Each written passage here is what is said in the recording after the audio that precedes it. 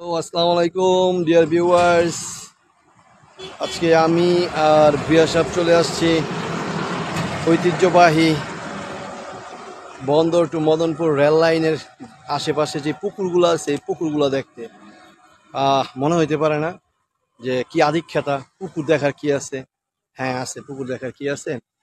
আচ্ছা, মনে পড়ে 90 দশকের আমরা যারা প্রতি মহল্লায় কারো না কারো একটা বিশেষ পুকুর থাকতো, যেমন আমাদের মহল্লায় ছিল সেলুবাইদের পুকুর। হ্যাঁ, সেলুবাইদের পুকুর। তারপর বিয়ার সাথে বাড়ির সামনে একটা ছিল, বাট একটু নোংরা ছিল, এই জন্য আমরা অনেক মজার কাহিনী আছে, ওইটা নিয়ে আরেকদিন বলবো। কড়ই গাছ, নারিকেল গাছ থাকতো, ওইগুলোর মধ্যে রশি বাইন্দা টার্জানের মতো ও করে গিয়ে যেত সাপ মারা।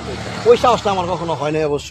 কারণ কি জানেন, একটা সময় আমার মনে আছে এই রেল লাইন বা এই এরিয়াটা খুব তোমার এই পাশে একটা হ্যাঁ এই ছিল, এই জন্যই তো এই জায়গাটা বেছে নিছি আমরা, যে খুব নস্টালজিক রাখতেছে, এত বড় বড় পুকুর।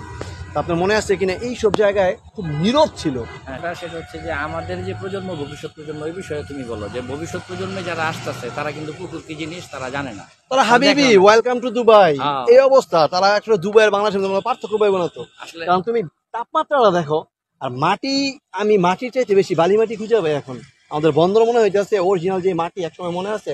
আমরা যে অবস্থা, বন্দরের কোনো জায়গায় পুকুর নাই, বন্দরে এমন কোনো ব্যক্তি নাই যারা পুকুরকে ভালোবাসে না, কিন্তু ভালোবাসে ঠিক আছে, কিন্তু মুখে